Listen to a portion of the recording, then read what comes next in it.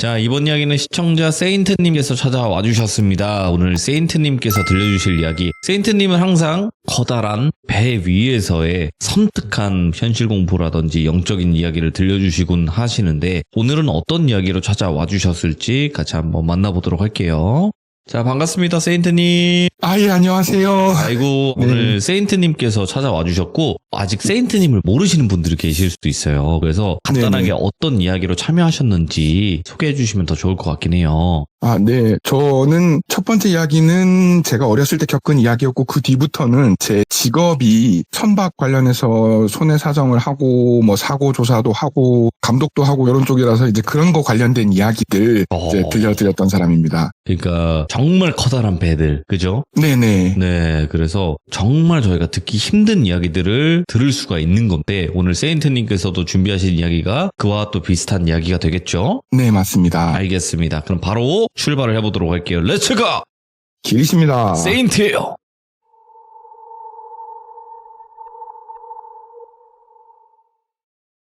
오늘 드릴 이야기를 뭘 할까 고민을 하다가 지인분이랑 얘기를 하다가 너가 겪었던 이야기도 재밌는 거 많잖아. 그거 해봐. 이래가지고는 제가 만났던 선장님들 중에서 제일 좋았던 선장님과 제일 무서웠던 선장님 그런 쪽으로 얘기를 해봐라. 오. 이렇게 얘기를 해서 생각해보니까 딱 기억이 나는 이야기들이 있더라고요. 그래서 이제 그 이야기들을 각각 가장 무서웠던 선장님 만난 이야기, 가장 좋았던 선장님을 만난 이야기, 이렇게 이제 하나씩 짧게 준비를 해봤습니다. 예. 먼저 무서웠던 선장님을 만났던 이야기부터 해볼게요. 이분은 이제 중국인 선장님이신데, 제가 이분을 이제 만나게 된 것은 2015년, 그러니까 딱 10년 전 이야기입니다. 예.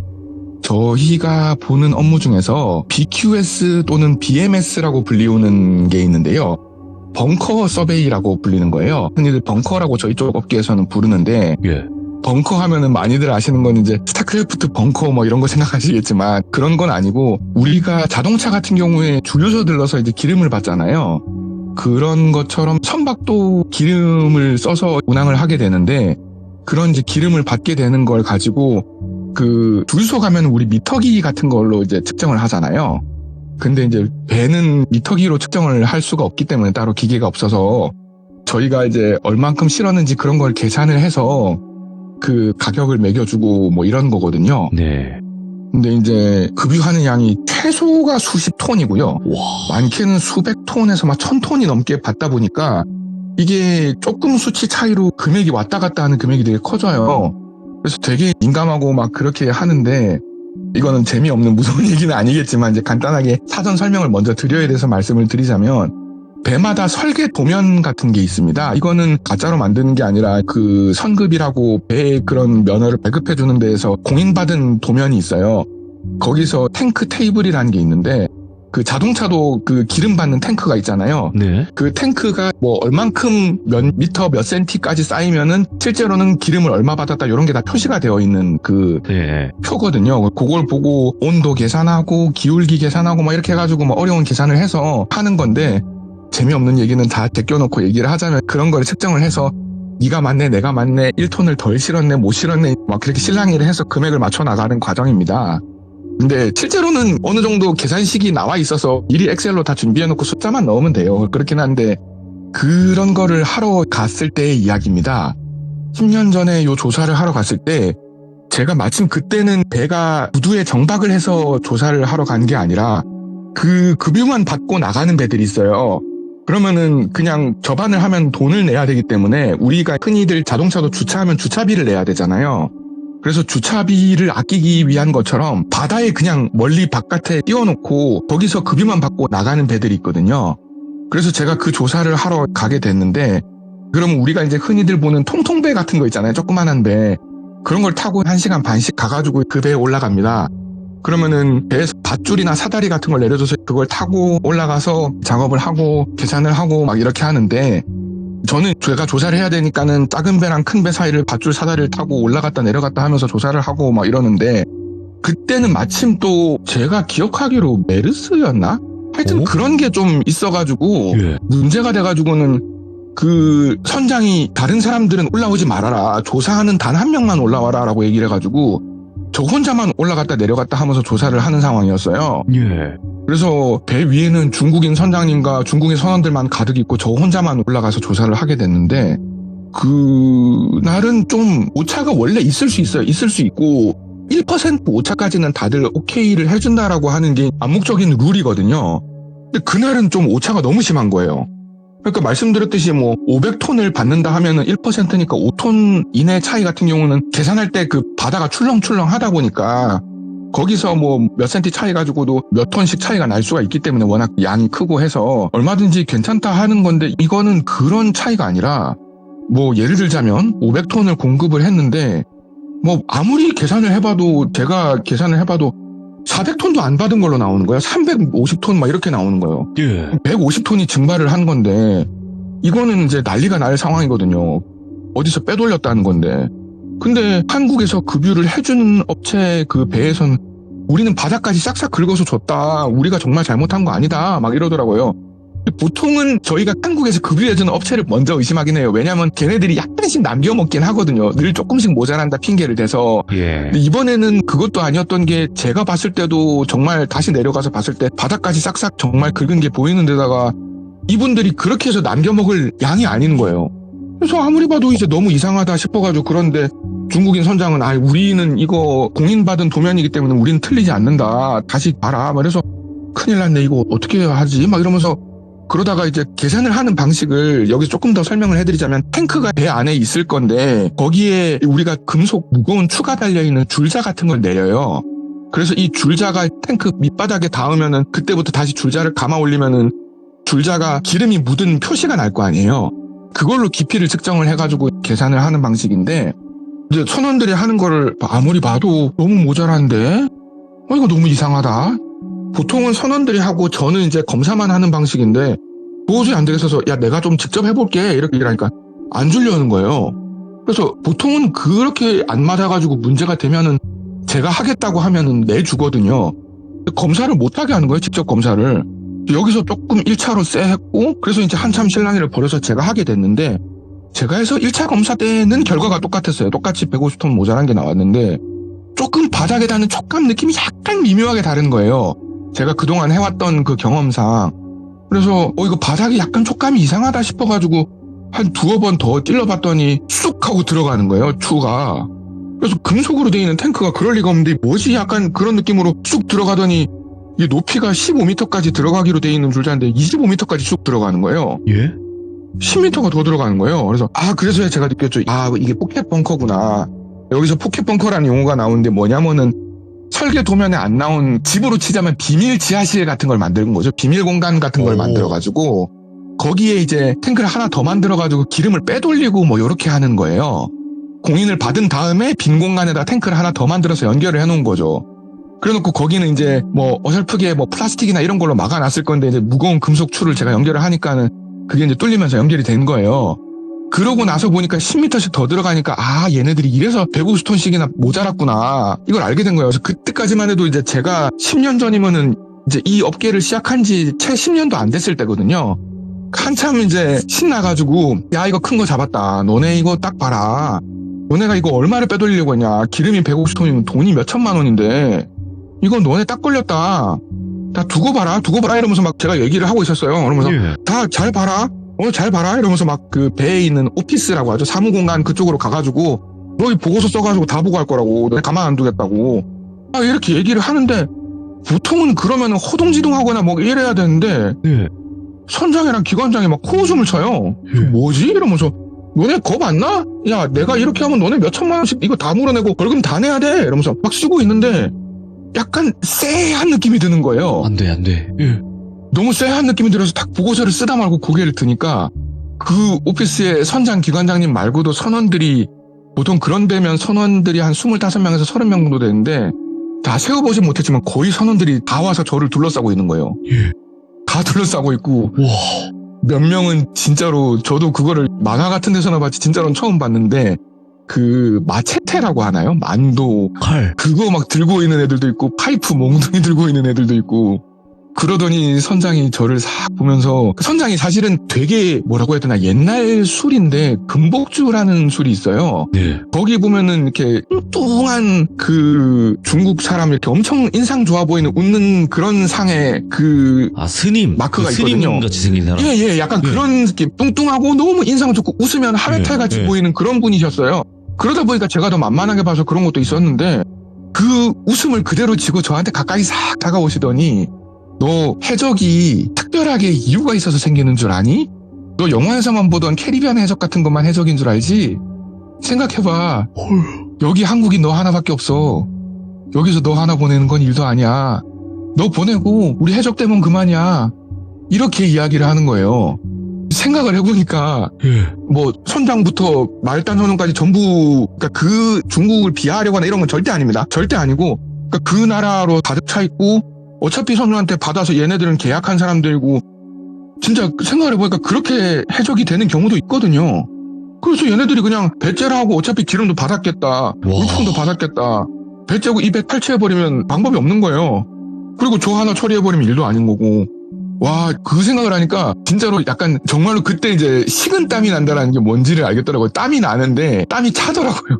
예, 목숨이 위험하니까. 네, 이거는 장난이 아니구나. 약간 아마 제가 느끼진 못했지만 제가 아마 지렸을 수도 있어요, 진짜로. 그래가지고 정말 아까까지 너 두고 봐 이건 싹 사라지고, 정말 공손하게 잘 알겠다, 잠깐만 진정을 해달라, 어떻게 하면 내가 너희들 기분을 안 나쁘게 하고 내가 살아갈 수 있느냐, 이걸 정말 할 수 있는 제일 공손한 단어들만 골라가지고 이야기를 했어요. 심지어 막 안 되는 중국어 어설프게 막 뭐 새해 복 많이 받아라 막 이런 것까지 아는 중국말 좋은 말 다 하고 막 형님 막 이러면서 막 했거든요. 그러니까 막 웃더라고요. 그러더니 자기들끼리 뭐 기관장이랑 1등 항해사랑 선장이랑 셋이서 막 얘기를 해요. 그러더니 선장이 와가지고, 너는 아무것도 못 발견한 거고 기름이 실제로 적게 공급된 거다. 따라서 우리는 돈을 적게 줄 수밖에 없다. 모자란 건 네가 알아서 메꿔라. 그거 말고 네가 살아날 수 있는 다른 선택지는 없다. 아니면 여기서 그냥 너 가고 우리 해적되던가, 뭐 이렇게 얘기를 하는 거예요. 그래서 계산을 해봤더니 대충 한 3, 4천만 원 정도 이제 손해를 보겠더라고요.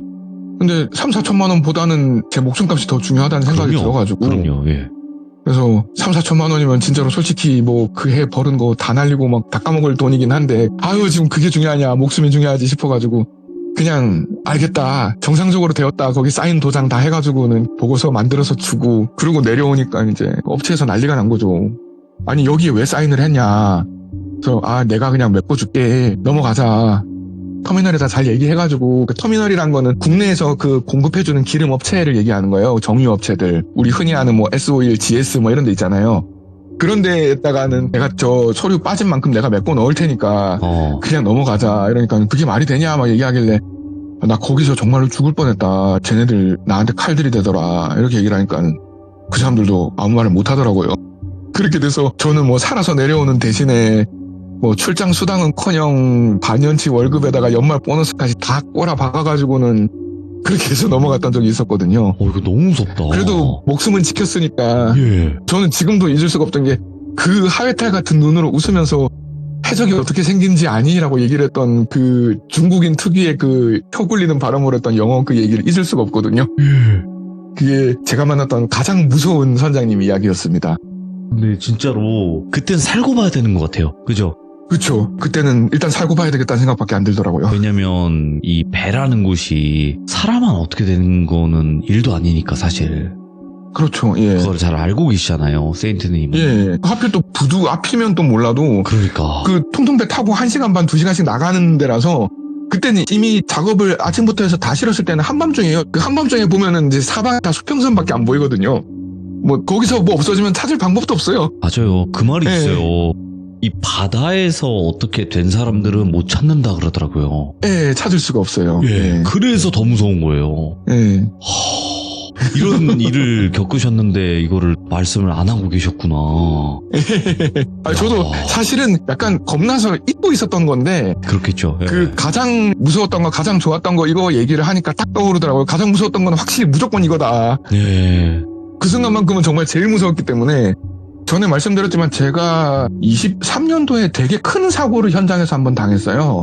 네. 거의 1년을 통으로 날리고 반년을 병원에 입원을 해 있었는데 그 사고 났을 때보다 더 무서웠어요. 이야, 아니 그 아까 말씀하신 게 기억이 난다 그랬잖아요. 해적이 어떻게 되는지 네. 아니? 만약에 예. 이거잖아요. 너가 지금 여기서 나를 이렇게 만들면 내가 해적이 되는 거야. 좀 이런 느낌 아니에요? 그렇죠, 네. 아, 거의 그냥 곽철용 수준인데. 그렇죠. 예. 세인트님께서 일단 첫 번째 실제로 겪었던 죽다 살아난 이야기 들려주셨고 예. 또 두 번째 이야기도 있어요 보니까. 예, 두 번째 이야기는 반대로 제가 제일 좋아하는 선장님, 저한테 제일 잘해준 선장님 이야기를 해드리려고 합니다. 아마 이분 이야기는 이 뒤에도 몇 번 할 것 같아요. 그 업무상 한국에 자주 들렀던 선장님이셔가지고 예. 되게 자주 뵀던 분인데 되게 유쾌하신 분이세요. 독일 국적의 선장님이신데 네. 그러니까 일단 기본적으로 이분은 농담이 이렇게 몸에 생활화가 돼 있는 분이세요. 어허. 그래서 제가 다 기억을 하는 게 처음에 저희가 이분이랑 그 운항 관련해가지고 미팅이 있어가지고 네. 한국에 들리셨어요. 아예 이제 잠깐 내리셔가지고 공항으로 오셔가지고 비행기를 타고 오셔가지고 저희랑 회의를 하는데 회의를 하고 딱 나오는데 그 앞에 이제 BMW 매장이 있었거든요. 그러니까 이분이 독일 분이니까 BMW 뭐 우리나라 차 이러면서 멋진 차지 이러면서 근데 사실 BMW는 이게 좀 건들건들하고 양아치 이런 애들이 타는 차야. 진짜 신사, 진짜 부자들은 벤츠를 타지 막 이런 얘기를 하는 거예요. 벤츠? 그래서 예. 벤츠를 타지 이렇게 얘기를 하길래 그럼 너는 무슨 차를 타는데? 그러니까 나 BMW 타지 이렇게 얘기하는 분인데요. 그때부터 이분은 완전 성격이 예. 다르죠. 예. 근데 본인이 BMW를 타는 사람은 양아지야 이렇게 얘기를 해놓고서 나 BMW 타지 이렇게 얘기를 하시니까 그때부터 이분은 참 유쾌한 분이시구나 막 이렇게 생각을 했던 분인데 예. 이분이 한 두 번째인가 세 번째인가쯤 첫 번째 그 잘 끝내고 한 번 더 왔을 때의 이야기입니다. 네. 그리고 나중에 전말은 한참 더 지난 뒤에 듣게 됐고요. 한 2, 3년 지난 뒤에.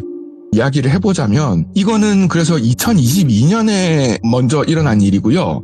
이 분의 배가 좀 특수 화물들, 그 케미컬 화물이라고 하죠. 그런 거가 좀 되게 비싼 게 있어요. 그게 몇 년 전에 울산에서 엄청 큰 폭발 사고가 있었거든요. 네. 엄청 큰 폭발 사고가 있어가지고 난리가 났었는데 그거 이후로 강화가 돼가지고는 그거 운항도 되게 어려워지고 비싸지고 했을 때 그러면 좀 특수하게 좀 배도 더 비싼 거를 쓰고 선원도 좋은 사람들 써가지고 하자 했을 때 이분이 계약을 맺고 오시게 되신 거여가지고 저희도 덕분에 되게 신경 써서 하는 바람에 저희 회사가 좀 짭짤했는데 그때 두 번째 왔을 때의 이야기입니다. 그 두 번째 올 때 오자마자 바로 저보고 올라와 달라 하더라고요.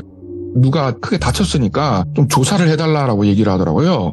그래서 이제 올라가서 현장을 보니까는 그때는 이미 첫 번째 운항도 무사히 마쳤고 농담도 몇 번 하면서 좀 친해졌어요. 네. 그러니까 반갑다 이러면서 악수하더니 근데 좀 미스테리해. 나가 도저히 알 수가 없는 뭔가가 일어났어. 막 이렇게 얘기를 하는 거예요. 그래서 무슨 말이냐. 그러니까는 2등 항해사가 좀 다쳤대요. 많이 크게 다쳤대요. 근데 지금 치료받고 있는데 오자마자 일단은 저는 연락을 받고 조금 늦게 갔고 한국 오자마자 이분은 크게 다친 상태여서 바로 입원을 하러 갔대요. 배에서 내려가지고 앰뷸런스에 실려가지고 입원을 하러 갔는데 본인이 전혀 사고 상황을 기억을 못하고 있다는 거예요. 예. 그 사고 상황을 기억을 못하니까는 이걸 조사를 해서 어떻게 상황이 일어났는지를 좀 조사를 해야 되는데 자기가 보기에는 이 사고가 어떻게 일어났는지 도저히 알 수가 없다라는 이야기를 하는 거예요. 그래가지고 제가 조사를 했는데 그 조사 관련해서 제가 보고서를 만든 게 있어요. 실제로는 훨씬 더 복잡한 보고서고 하긴 한데 제가 그 사진들만 따로 빼가지고 만든 보고서가 있거든요. 그거를 제가 돌비님한테 며칠 전에 보내드렸는데 요거를 이게 워드 파일이래요. 여기서 보이는 게 가능할까요? 그거는 예. 좀 쉽지가 않고. 그래요? 그림으로 그려주신 거 띄워드려도 될까요? 네네네. 네, 이걸로 띄워드릴게요. 예, 그러면은 먼저 그 1, 2, 3, 4가 동그라미가 쳐져 있는 그림 있죠? 그거를 한번 띄워봐 주십시오. 예. 그게 이제 배를 일반적으로 그런 큰 화물선 배들을 옆에서 본 거라고 보면 되는데요. 누가 봐도 배예요. 예. 보통은 1번이라고 되어 있는 그 톡 튀어나와 있는 부분이 네.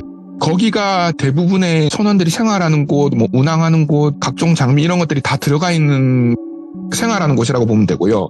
그리고 2번부터 3번 사이가 화물들이 보통 쌓이는 곳이에요. 적재되는 네. 곳이고 4번이 뱃머리 쪽이거든요.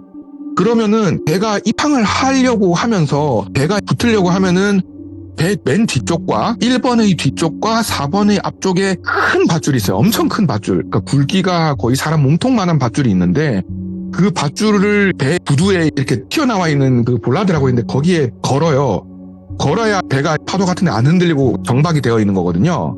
그런 밧줄을 걸어 놓는데 그 밧줄을 걸어 놓는 작업을 할 때 보기 위해서 2등 항해사한테 1번 꼭대기에서 지켜보고 있던 선장이 2번을 지나서 3번을 지나서 4번으로 가서 네. 그 밧줄 놓는 자리 이런 걸 미리 좀 봐놔라. 왜냐면은 밑에서 밧줄을 받고 이런 거는 또 전문 업체분들이 계세요. 전문가분들이. 그분들이 하시고 하급 선원들이 밧줄을 내리고 그 업체분들이 받아서 걸고 하시지만 이 항사가 보고 그런 걸 지휘를 좀 해달라 이렇게 얘기를 해서 알겠다 하고 2등 항해사가 1번에서 나와서 2번을 지나서 3번을 지나서 4번으로 가도록 시켰대요.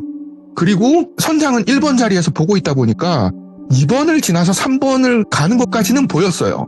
그리고 나서 그 뒤에는 배를 가까이 대고 이런 거 할 때는 정밀한 작업이 필요하고 또 도전사라는 분이랑 의논을 하고 해야 되니까는 순간 3번에서 4번 가는 걸 놓친 거예요. 알아서 잘 갔겠거늘 이렇게 생각을 했어요. 근데 아무리 지나도 이분이 4번에 나타나질 않는 거예요. 그래서 무전을 불렀는데 무전도 대답이 없고 연락도 없고 그래가지고 그제서야 좀 이거 혹시라도 그 밧줄 사고가 나면은 진짜 되게 위험하거든. 큰일 나거든요. 그래서 당장 지금 가서 찾아봐라. 이렇게 얘기를 해가지고는 하급 선원 2명을 급파를 했어요. 그래서 급하게 이제 선원이 뛰어갔는데 4번으로 뛰어가는 중에 3번 다리 근처에서 그 선원이 피투성이가 돼서 쓰러져 있는 걸 발견을 한 거예요. 근데 웃기는 게 밧줄에 맞았으면 4번 근처에서 쓰러져야 되는데 물론 워낙 힘이 세니까 맞고 날아갈 수는 있어요. 근데 그럴 거리가 아닌 거예요. 저기 생각보다 되게 멀거든요. 근데 3번에서 쓰러져 있는 걸 발견을 했고 두 번째 그림으로 잠깐 넘어가 주시겠습니까? 이제 그 2등 항해사가 쓰러져 있던 게 4번 자리에 쓰러져 있었고 1번으로 가라고 했잖아요. 근데 제가 조사를 하면서 알게 된 게 1번 자리로 올라가는 계단이 있을 거예요. 4번에서 1번으로 올라가는 계단이 있는데 그쪽으로 가지 않고 밑으로 가서 이 사람이 2번 자리로 간 거예요. 2번 자리로 간 것을 어떻게 알 수가 있었냐면 2번 자리에서 밑으로 내려가는 수직 지하 차다리가 있고 그쪽에 또 발라스 탱크라고 뭐 이런 게 있거든요. 탱크가 있는데 2번 거기 맨홀이 열려 있는 거예요. 그래서 혹시나 싶어서 얘가 4번에 쓰러져 있었지만 이게 왜 열려있지 하고 나중에 3번으로 저희가 내려갔거든요. 내려가서 확인을 해보니까 3번 바닥에 이분의 피투성이 헬멧이 또 떨어져 있는 거예요. 바닥에도 피가 있고. 그러니까 되게 말이 안 되는 게 1번으로 가라고 했는데 2번으로 가서 3번으로 떨어졌고 그렇게 높은 데서 떨어져서 피투성이가 되었는데 자기 발로 걸어와서 4번에서 쓰러졌다 하면 너무 말이 안 되는 거잖아요. 진짜 말이 안 되는 거예요. 그렇게 높은 데서 떨어져가지고 피투성이가 됐고 본인이 기억을 못할 정도로 크게 다쳤는데 다시 그 사다리를 타고 올라와서 4번에서 쓰러졌다? 말이 안 되는 거거든요. 그리고 그 당시에는 당연히 선박이 딱 접안하고 정박하고 이 시간이기 때문에 그 근처에 다른 선원이 있지도 않았어요. 정말 말이 안 되는 상황인 거예요. 이건 물리적으로 불가능한 상황인 거예요. 그래가지고 저도 보고서를 돌비님한테는 보여드렸지만 거기 보면은 그 사다리 밑에 탱크에 피 묻은 뭐 자국이라던가 그 높이 계산해 놓은 거 이런 거 다 나와 있거든요. 물리적으로 불가능해요. 2번까지 가는 거는 자기가 갈 수 있어요. 2번에서 3번으로 떨어졌는데 그렇게 심하게 떨어져 놓고 다시 자기 발로 올라와서 4번까지 가서 쓰러졌다? 이건 있을 수가 없는 일인 거예요. 예. 그래가지고 저희가 별걸 다 생각했거든요. 처음에 밧줄을 맞고 4번을 갔나? 그 생각도 해봤는데 밧줄에 맞은 거 치고는 밧줄에 맞은 특유의 자국이나 이런 것도 전혀 없고 무엇보다 3번 탱크 안쪽에서 이분의 피 묻은 헬멧이라든가 피가 나왔기 때문에 3번으로 빠진 건 확실해요. 네. 맨홀도 열려 있었고 거기 약간 미끄러진 흔적도 다 그대로 있고 장갑도 있고 빠진 건 확실한데 어떻게 거기까지 가서 빠졌으며 얘가 바보도 아니고 경력이 하루 이틀 된 사람도 아닌데 뭘까? 거기로 왜 갔으며 왜 빠졌으며 어떻게 조기로 나왔는지를 도무지 알 수가 없는 거예요. 근데 그나마 이분이 기억이라도 하면 모르겠는데 자기가 지금 두 번째 그림에 4번 자리까지 간 건 기억을 해요. 근데 그 뒤로 아무것도 기억을 못 하는 거예요. 그래가지고 그냥 나중에 제가 보고서 거지같이 썼다고 위에 선생님한테 엄청 야단맞았는데 알 수 없는 이유로 빠져서 다쳐오고 다시 나온 걸로 판단된다 이렇게 쓸 수밖에 없었거든요. 물리적으로 말이 안 되지만 그거밖에 되는 게 없었기 때문에 근데 그렇게 쓰고 보고서 뭐 이렇게 거지같이 썼냐 원인이냐 알 수가 없잖아 이렇게 얘기를 해가지고는 엄청 야단맞긴 했는데 그렇게 어쨌든 해결하고 2등 항해사를 보내고 나서 이제 2등 항해사는 어쨌든 목숨은 건졌어요. 크게 다치긴 했지만 머리랑 이런 데 크게 다치긴 했지만 목숨은 건졌고 그래서 2등 항해사 다른 애로 바꾸기로 하고 선장한테 이렇게 됐다 설명을 하고 배는 다시 출항을 했어요. 그리고 다시 오기 전에 또 연락을 받은 거예요. 예. 이번에는 간지 얼마 안 돼가지고 1등 항해사가 극단적인 선택을 했다는 거예요. 네. 근데 1등 항해사가 극단적인 선택을 한 방식이 너무 이상한 거예요. 엔진 기관실로 들어가가지고 윤활유를 퍼서 마신 거예요. 뭐야? 예. 윤활유가 되게 엄청 뜨겁거든요. 예. 그리고 성분 자체가 엄청 독한 화학물질이기 때문에 예. 우리 옛날에 지금은 그거 판매를 안 하는 걸로 아는데 되게 독한 농약 있잖아요. 아. 그걸로 음독을 하시면 기가 다 손상이 돼가지고 엄청 고통스럽게 돌아가신다고 하는 얘기를 제가 들은 적이 있어요. 예. 그래서 지금은 그 농약을 판매를 안 한다고 들었거든요. 목손. 예, 그거요. 예. 근데 그거랑 만만찮게 기가 다 타고 녹아내리고 하는 거예요. 그래서 이거는 극단적 선택의 방법으로 할 수가 없는 그거예요. 왜냐면은 배 타는 사람들 다 이거 배우거든요. 이거 얼마나 유독한 물질인지. 그래서 엔진 윤활유 갈고 할 때는 무조건 환기가 필수다 할 정도로 냄새도 엄청 독해요. 근데 그거를 그냥 퍼서 막 잔뜩 먹고 이렇게 1등 항해사분이 돌아가신 거예요. 예. 너무 극단적으로 저도 그렇고 주변의 분들한테 물어봐도 그 윤활유를 드시고 극단적인 선택을 하셨다. 이거는 정말로 저도 그렇고 주변에 10몇 년, 20몇 년 일하신 분들한테도 예. 들어본 적이 거의 없다. 저도 들어본 적이 없는 수준의 극단적인 선택 방식이었거든요. 그래서 정말 이건 또 뭔 일이냐. 근데 그때는 한국에서 조사를 한 건 아니고 그건 가던 중이어가지고 다른 나라 부두에서 또 조사를 했는데 예. 이제 선장이 얘기를 해주더라고요. 근데 그러고 나서 2024년인가 5년인가 다 끝날 때쯤에 선장님께서 나중에 저한테 이야기를 해주셨어요. 예. 그때 뒷얘기가 하나 있다. 자기는 1등 항해사나 2등 항해사가 그렇게 된 거 왠지 원인을 알 것 같다. 그러니까 그게 자기도 나중에 알게 됐대요. 3등 항해사가 1등 항해사랑 2등 항해사한테 좀 성적으로 안 좋은 쪽으로 되게 그런 거를 좀 많이 폭행을 당했다 하더라고요. 아이고, 예. 3등 항해사가 되게 곱게 생긴 분이셨대요. 아. 되게 곱상하게 생긴 분이셔서 예. 그리고 신항사에서 갓 사망사 다신 분이고 어리고 막 이러니까 듣기로는 1등 항해사가 제일 심하게 괴롭혔고 2등 항해사는 주로 그거를 이렇게 도와주고 뭐 이런 쪽이었나 보더라고요. 네네. 그러니까 도와준 2등 항해사는 크게 다쳤고 1등 항해사는 정말 끔찍하게 갔다. 그래서 자기가 보기에는 그 3등 항해사가 그거를 견디다 못해가지고 나중에 배에서 내렸대요. 2항사, 1항사 사고가 나기 직전에 배에서 내렸대요. 예. 10개월을 채우지 못하고 1년 채우려면 10개월을 하고 2달을 쉴 수 있는데 10개월을 채우지 못하고 한 6개월인가 만에 너무 힘들어서 자기도 나중에 내린 다음에 그 사람이 본사에 진정을 넣어서 알게 됐기 때문에 자기도 늦게 알았다고 그러면서 나중에 꼭 저주할 거다 뭐 이런 얘기를 했다. 그거를 동료 하급 선원한테 얘기한 거를 자기도 나중에 들었다고 하더라고요. 그래서 이거는 선장님께서 말씀하시기를 걔네들 약간 좀 뭐라고 해야 되나 카르마라고 해야 되나 업보를 좀 받은 거 아니겠느냐 이렇게 얘기를 했다는 이야기를 들었습니다.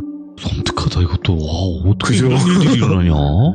그죠, 예. 와. 그 선장님은 제일 좋은 분이신데 그 좀 무서운 이야기가 하나 있어가지고 또 가져와 봤습니다. 아, 이게 아까는 좋으신 분인데 왜 공포 쪽의 이야기에 나올까라고 했는데 그 안에서 일들이 공포스러웠네요. 네. 이분한테 또 재밌는 얘기를 들은 게 몇 가지가 더 있어가지고 뭐 태평양 가다가 겪은 이야기도 있고 뭐 이러는데 그것도 다음에 시간 되면 들려드리도록 하겠습니다. 정말 귀한 이야기예요, 세인트님. 그리고 이 바다 위에서의 사람이 죽고 사는 문제가 굉장히 미스테리하기도 하네요. 그죠. 은근히 항상 이런 무섭습니다. 양밥이라든지 아니면 이런 저주도 많이 나오고. 네네. 자, 오늘 세인트님께서 대부분은 저희가 육지에 관련된 이야기를 많이 들어요. 가끔 하늘의 이야기도 들어요. 근데 네. 배에 관련된 이야기들은 그렇게 잘 들을 수가 없었단 말이에요. 근데 네. 세인트님께서 이렇게 또 잘 전달을 해주시고 너무나 또 있었던 일 그대로 말씀을 해주시다 보니까 저희가 더 섬뜩하고 바다 위에서 이런 일들이 있구나를 아는 것 같아요. 너무너무 감사드리고 앞으로 또 이야기 있으시면 또 찾아와 주세요. 네, 감사합니다. 그리고 말씀하실 수 있는 선까지만 말씀하시면 돼요. 네, 알겠습니다. 네, 감사합니다. 괜히 무리하실까봐. 아, 예, 알겠습니다. 아이고, 감사합니다. 네. 고마워요. 들어가세요. 네. 자, 여러분들 세인트님께서 제가 말씀드린 대로 이분이 큰 선박, 큰 배에 관련된 이야기를 많이 들려주세요. 직업도 그쪽이시기 때문에. 근데 우리가 모르는 일들이 굉장히 많이 일어나고 있습니다. 그래서 세인트님이 이야기해 주셨던 부분 업로드되면 많은 응원과 댓글 남겨주시길 바라겠습니다. 감사합니다.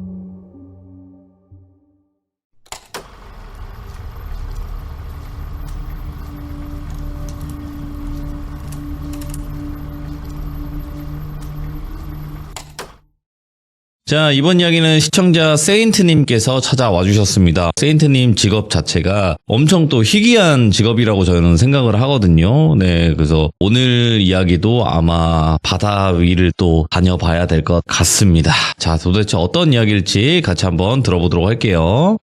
예, 안녕하세요. 세인트님입니다. 네, 반갑습니다. 반갑습니다. 네. 자, 오늘 세인트님께서 이렇게 또 찾아와 주셨고, 또 귀한 직업 괴담을 들려주실 것 같습니다. 네, 감사합니다. 네. 아니, 왜냐면, 예. 뭐, 뱃사람, 뭐, 이런 배 쪽에 관련된 이야기들이 예. 없었던 건 아니에요. 그렇지만, 그렇죠, 네. 듣기가 쉽지가 않더라고요, 그게. 네. 그렇지만 세인트님께서 또 귀한 이야기 들려주셔서 감사드리고, 오늘 이야기는 좀 옴니버스 형식으로 진행이 될까요? 네네. 짧은 이야기 2개를 제가 한꺼번에 준비를 해왔거든요. 네. 그래, 너무 감사합니다. 네. 네. 자, 그러면 어떤 이야기로 시작이 될지 바로 시작을 해보도록 하겠습니다. 렛츠고! 길이십니다. 세인트예요!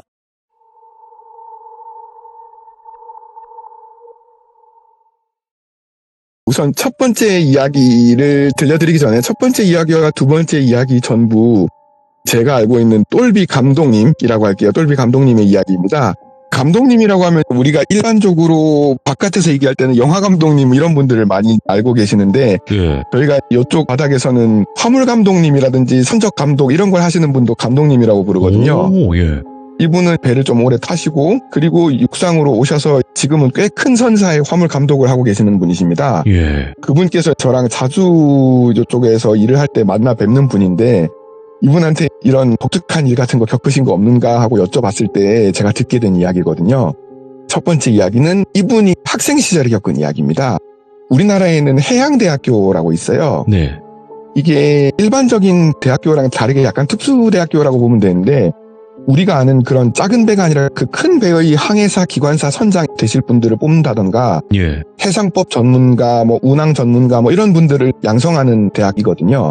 우리나라에는 국립대학, 해양대학이 있고 이런 대학이 외국에도 있습니다. 외국에도 있는데 일본에 있는 이 해양대학교랑 우리랑 정기적으로 교류를 해가지고 예. 학생들도 교환하고 뭐 실습도 같이 하고 수업도 같이 들을 때도 있고 MT도 가고 이렇게 한다고 하더라고요. 네. 근데 이제 그 교류회 때 들었던 이야기라고 합니다. 우리나라 이야기는 아니고 일본 쪽 해양대학교 이야기인데 시작해 보도록 하겠습니다. 학생 시절에 운항을 해서 항해사가 되고 나중에 선장까지 되려고 하면은 배를 타야 되거든요. 학교에서 수업 듣는 거 말고도 실습으로 배를 타야 돼요. 네. 그러면은 이렇게 실습으로 배를 타게 되면은 계급이 우리가 아는 그 계급에서 뭐 1등 항해사, 2등 항해사, 갑판장 뭐 이런 게 있는데 그런 분들은 실항사라고 부릅니다. 실습 항해사라고 부르고요. 이 실습 항해사 기간을 한 1년 정도 거치고 난 다음부터 제일 밑에 3등 항해사로 시작을 하게 되거든요. 오. 그런데 이게 지금은 많이 완화가 됐어요. 우리나라도 많이 완화가 됐는데 이게 옛날에는 굉장히 좀 엄격하고 군대식이고 뭐 중간에 힘들다 해도 내리지도 못하고 왜냐하면 이거를 우리나라 같은 경우는 아예 군복무 대체로도 할 수 있거든요. 그 정도로 빡시고 어려운 과정인데 일본에서 어떤 일이 하나 있었냐면은 그 실항사 어떤 되게 우수한 학생이 하나 있었는데 이 학생이 중간에 오랫동안 사귀어오던 연인이랑 헤어지게 된 거예요. 그래서 이 연인이랑 헤어지게 되니까 자기가 심적으로 너무 힘들다. 빨리 내려달라. 항해사 자격을 못 따도 되니까 내려달라라고 했는데 그 당시 분위기가 군대식 분위기다 보니까 그거 몇 달을 못 참냐. 몇 달만 더 채우면은 1년 반 채울 수 있는데 다 채우고 내려가라 라고 했더니 이 친구가 그거를 못 참고 극단적인 선택을 해버린 거예요. 배에서. 그래가지고 난리가 났었던 적이 있고 뭐 그렇게 돼서 지금은 완화가 돼서 언제든지 내리고 싶을 때 내릴 수 있게 뭐 이렇게 바뀌었다라는 얘기가 있었어요. 저도 그렇게 알고 있고 다들 그렇게 알고 있었는데 이 감독님 이야기로는 자기가 교류회 때 들었던 이야기는 그게 아니다라면서 그 진실을 이야기를 해주시는 거예요. 그 교류회 때 들었던 이야기로는 네. 이 학생이 극단적인 선택을 하고 나서 그 뒤에 그 배 실습선을 타는 학생들한테 계속 이상한 일들이 벌어지기 시작하는 거예요. 뭐 예를 들어서 그 실습선에 선원들 방이 있을 건데 방이 되게 좁아요. 침대랑 뭐 책상이랑 뭐 이런 거 빼면 진짜 몸리일 공간 하나 있을까 말까 하는 좁은 공간인데 그리고 이제 보안 때문에도 보통 문을 잠궈 놓고 그러니까는 자기가 안에서 뭐 책상 같은 데서 있으면은 정말 누구가 들어올 공간도 없거든요. 책상에서 공부를 하다가 잠은 안 자고 엎드려 있고 이런 상태 있잖아요. 책을 펴놓고 엎드려 있었는데 갑자기 자기 목덜미 뒤를 하고 때리는 소리가 나는 거야. 찰싹하고. 오, 예. 깜짝 놀라서 고개를 들어서 옆을 봤는데 아무도 없는 거예요.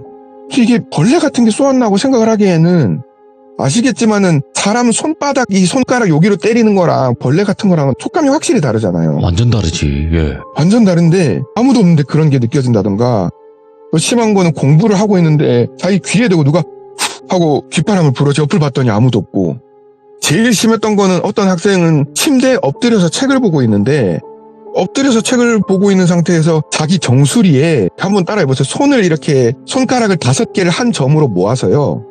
그러면 약간 이렇게 무슨 우리가 강아지 모습을 손으로 나타내는 것처럼 되잖아요. 이 손을 5개 모은 딱 그 감촉으로 자기 정수리부터 목덜미 뒤까지를 천천히 훑어내리더랍니다. 그러더니 목덜미를 쓰다듬더래요. 정말 소름이 쫙 돋는 상황인데 아니 당연히 방 안에는 아무도 없고 문은 잠궈놨고 꼼짝도 못하다가 조금 무서움이 가셔서 돌아봤더니 아무도 없고 막 이런 일들이 계속 일어나는 거예요. 그리고 막 자기 방에서 공부를 하다가 실습하니까는 뭐 책 같은 거 공부를 하다가 화장실에 갔다 나왔더니 방에 자기밖에 없는데 서랍 다 열려있고 책 다 뒤집어져 있고 이런 일들이 계속 일어나는 거예요. 그래서 학생들이 난리가 나서 그 극단적인 선택을 한 학생이 문제를 일으키는 거다 막 이런 얘기가 나오고 하니까 비공식적으로 우리나라에서 무속인 부르듯이 그쪽에서 음양사 선생님을 불렀대요. 그래서 이거를 조사를 하게 됐는데 이 음양사 선생님이 그 혼을 불러내려고 조사를 하면서 알게 된 사실이 그 극단적인 선택을 한 학생의 원혼이 나와 있거나 한 게 아니었다는 거예요. 알려지게 된 사실은 이 학생이 실연 이야기를 하면서 내려달라고 했던 거는 자기가 다른 이유로 사실은 귀신의 괴롭힘을 너무 당해서 내려달라 이런 얘기를 하면은 당연히 허락을 안 하거나 자기 정신에 문제가 있다고 얘기를 할 것 같아서 그 얘기를 못했던 거였고 네. 사실은 앞에 얘기했던 것보다 훨씬 더 심한 귀신의 괴롭힘을 당했던 거였고요. 일종의 우리로 치면 저주 양밥 같은 거죠. 오, 예. 그런 걸 당했던 거고 그거를 거슬러서 추적을 해보니까 다른 실습 학생이 일종의 강령술 같은 거를 이 학생한테 날린 거예요. 예. 그게 극단적인 선택을 한 학생이 당시에 수석이었고 가장 실습 성적이 우수해서 좋은 선사에 높은 대우로 들어가기로 되어 있었고 이게 수석으로 들어가냐 아니냐에 따라서 선장이 되고 안 되고의 차이도 많이 나거든요. 빨리 되느냐 안 되느냐 네. 감독을 빨리 다느냐 이런 차이도 엄청나게 나기 때문에 2등을 하던 학생이 이거를 자기가 제끼고 싶었던 거예요. 네. 자기가 괴롭힘을 원래는 주려고 인터넷 우리로 치면 DC 같은 뭐 거기서는 뭐 2채널이라던가 거기서 이제 자료를 찾고는 그런 거를 시도를 했는데 오, 예. 그런 데서 찾다 보니까는 제대로 된 그게 아니라 좀 위험한 의식을 자기도 모르게 불러내게 된 거래요. 아이고. 그래서 너무 심하게 괴롭힘을 당하다가 이 친구는 극단적인 선택을 했고 극단적인 선택을 하고도 저주의 기운이 남아가지고 옆방의 다른 학생들한테 계속 영향을 미치고 있었던 거예요. 그래서 그 음양사분이 엄청 뭐라고 하면서 근데 이거를 어떻게 처리하는 방법이 없다. 왜냐하면 이건 결과적으로 앞에서 행했던 모든 저주와 나쁜 것들이 처음에 이 강령을 불러냈던 사람에게 고스란히 돌아와서 네. 결국 강령을 시도했던 사람이 제일 끔찍한 최후를 맞는다. 그렇게 되어야 끝난다. 이렇게 얘기를 하더래요. 그렇게 얘기를 하니까는 그 2등 하던 실황사분의 얼굴이 정말 그야말로 사색이 되었다고 합니다. 예. 그리고 나서는 교류회가 끝나서 이게 어떻게 끝나게 됐는지 뭐 실제로 그분이 뭐 해를 당하게 됐는지는 알 수가 없었지만 정말 이런 좀 무서운 섬찟한 일이 있었다라고 이야기를 해주셨고요. 야, 이런 이야기를 진짜 듣기가 힘든데. 네, 그리고 두 번째 이야기도 바로 갈까요? 그럼 한 2시간 있다 가시겠어요? 아니요. 네, 바로 갈게요. 예. 두 번째 이야기는 이분이 이제 그렇게 해서 학교 생활을 무사히 마치고 1등 항해사까지 달고 나서 육상으로 오셔서 화물 감독을 하신 지 얼마 안 됐을 때의 이야기입니다. 이 육상에서 화물 감독이라고 하면은 일반적으로 우리나라 같은 경우는 특히 이제 수출을 많이 하니까 수출할 물건을 배에 실어서 나갈 때 수출 계획, 인원 관리, 스케줄 관리, 자재 관리 이런 걸 다 짜고 관리를 하는 총책임자라고 보시면 돼요. 그래서 이제 육상에서의 가장 총책임자라고 보시면 되고 말씀드렸듯이 배의 총책임자는 선장이고 이렇게 돼서 이제 진행을 하게 되는데 네. 엄밀하게 따지면은 선장이 더 위기네요. 어쨌든 배에서 진행되는 거니까 가장 높은 상급자는 선장이긴 한데 그래도 육상이랑 같이 작업을 하고 또 배를 빌리는 쪽의 입장도 중요하고 뭐 여러 가지 그런 것 때문에 보통은 선장님이랑 화물 감독님이랑 약간 상호 존중을 좀 해주는 분위기거든요. 물론 이제 조금 싸우고 뭐 논쟁을 하고 네 방식이 옳린 내 방식이 옳린 하는 경우도 있지만 그래도 어느 정도는 실제로 위계가 있다고 하더라도 화물 감독님을 좀 인정을 해주는 그런 분위기에서 진행되는 경우가 대부분인데 예. 이분이 신참 감독님이어서 그랬는지는 몰라도 그때 평생에 잊을 수가 없는 그 경험이 한 번이 있는데 이거는 그리스 국적의 선장님이랑 같이 일을 할 때의 일이었다고 합니다. 이 볼비 감독님의 말씀을 빌리자면 이 그리스 선장님은 일단 배에서 자기 오피스 방이 따로 있는데 거기서 그냥 하루 종일 나오시질 않는데요. 하루 종일 나오시질 않다가 선장한테 뭔가 의논을 하거나 허가를 얻거나 미팅을 하거나 해야 돼서 불러내면 최소 기본이 40분 정도 뭐 1시간씩 기다리게 하는 건 일수고요. 그러면서 내려와가지고는 한참 기다리고 있는데 내려와서 한다는 얘기가 무조건 노. 이 사람은 말을 듣기 전에 우리가 이게 어떻겠습니까 얘기를 할 때 이게까지만 얘기를 해도 노부터 먼저 얘기를 한대요. 안 돼. 너, don't 이것만 계속 얘기를 하고 그러면서 자기 요구사항만 얘기를 하는데 이게 또 말도 안 되는 요구사항들 이야기를 하는 거예요. 뭐 쉽게 예를 들자면 우리가 철강 제품 중에 코일이라고 있어요. 돌돌 말아서 이렇게 동그란 원통 모양으로 싣고 나가는 물건인데 쇠가 하나가 뭐 작게는 3, 4톤 크게는 뭐 15톤씩 하는 물건들이거든요. 그거를 배에 실으려면은 밑에 나무 같은 것도 대고 해야 되는데 보통 길이랑 폭에 따라서 2개에서 4개 정도의 나무를 받쳐서 이거를 지지를 해주는데 일반적으로 10몇 톤짜리 큰 게 아니라 뭐 3톤, 4톤짜리는 보통 나무를 2개, 3개 정도 되는 게 일반적입니다. 이미 한참 다 실었는데 다른 거 의논을 하려고 불렀더니 4개, 6개로 바꿔달라 이렇게 얘기를 한 거예요. 2개, 3개짜리를 이미 다 실은 거를. 그럼 다시 다 드러내고 해야 되잖아요. 뭐 그런 식으로 얘기를 한다던가 뭐 옆에 낚시거리라고 거는 그게 있는데 그걸 이미 다 설치를 했더니 1개씩 더 설치를 해달라고 한다던가 정말 그냥 말도 안 되는 요구를 하는 거예요. 고박 같은 경우도 잘 돼 있는데 자기가 보기엔 마음에 안 든다고 처음부터 다시 해달라고 하고 그림을 다시 그려달라고 하고 너무 못되게 구는 거예요. 갑질도 이런 갑질이 있을 수가 없다 싶어가지고 그 감독님이 정말 탈모가 올 것 같았대요. 그러면서도 자기 얘기만 하고 휙 가버리고 오피스에 있다고 내려오지도 않고 연락은 안 되고 오피스 문 두드리면은 기다려보라 이러고는 1시간씩 나오지도 않고 너무 이 감독님이 화가 많이 나 있다가 예. 안 되겠다 이 사람 도저히 내가 못 참겠다 싶어서 그때도 한 1시간을 기다리다가 너무 화가 나가지고 한밤중에 이 사람 오피스를 찾아 올라간 거예요. 그래가지고 도저히 못 참겠어서 그냥 발로 문을 그냥 확 까버렸대요. 문을 와장창 열어 제끼고는 진짜 너무한 거 아니냐고 막 이렇게 얘기를 하는데 오피스 뒤쪽에 조그만한 쪽방 같은 게 하나가 눈에 보이더랍니다. 그게 열려있고 거기서 이 선장이 화들짝 놀라면서 나오는데 네. 문이 열려있는데 안쪽에 쪽방이 열려있으니까는 사람이 눈에 자동적으로 들어오잖아요. 근데 그 좁은 방 안에 자기가 봐도 그런 거를 전혀 뭐 미신이나 뭐 오컬트 이런 걸 전혀 믿지 않는 감독님이 보기에도 너무 기괴한 모습이었다고 하더라고요. 딱 먼저 눈에 보이는 게 그 뿔 달린 염소 그림이 있고 그 다음에 우리가 오망성이라고 하죠. 별 그림 막 이런 게 걸려있고 다 빨간색으로 그린 막 그런 게 걸려있고 책상 위에 쟁반이 있는데 크기로 봐서는 꽤 커서 무슨 까마귀 같은 말라 비틀어진 까마귀 시체 같은 게 있고 너무 기괴하더래요. 그런 게 있어가지고 뭐지 이러니까는 선장이 막 그제서야 어설프게 막 몸으로 말리면서 보지 말라고 뭐 하는 거냐고 막 밀어내면서 왜 자기 방에 멋대로 들어왔냐고 막 성질을 내더래요. 그래서 자기도 원래는 다른 걸로 항의를 하러 갔다가 그거에 너무 놀래가지고 감독님도 어버버 하고 제대로 항의를 못하고 내려왔다고 하더라고요.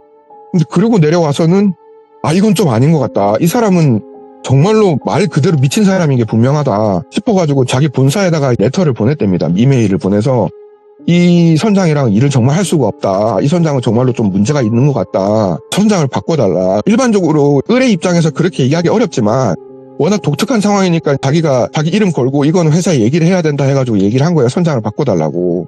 근데 그게 받아들여졌는지 선장을 바꾸기로 결정을 했다라고 연락이 왔대요. 그리고 며칠 뒤에 새 선장이 오기로 하고 새 선장이 오는 날 그때까지는 이 사람도 이제 너무 싫어가지고 새 선장 올 때까지만 참자. 이 사람이 아예 말을 섞지 말자 이러고 있었는데 네. 새 선장이 오기로 한 날 인수인계 때문에 인사를 하러 가야 되니까 선장을 만났는데 선장이 my best friend, my precious friend 이러면서 자기를 막 포옹을 하고 막 이러더래요. 예. 그래서 이 사람이 정말 미쳤나 이러니까 너무 해맑게 웃으면서 정말 너는 나의 가장 소중한 친구다. 너는 내가 의도한 대로 딱 맞게 해주었다. 이제부터 네가 원하는 대로 다 해라. 이러면서 그때까지 하나도 안 들어줘도 요구사항을 다 들어주더래요. 그러더니 이제 나는 간다. 너무 고맙다. 이러면서 너무 기뻐하고 막 그러길래 아니 이게 어떻게 된 거지? 하고 막 그랬는데 새 선장이 오게 되어서 이야기를 하면서 알게 된 게 이 선장이 알고 보니까 그 본사랑 계약을 하면서 이상한 특약을 하나 걸어놨던 거예요.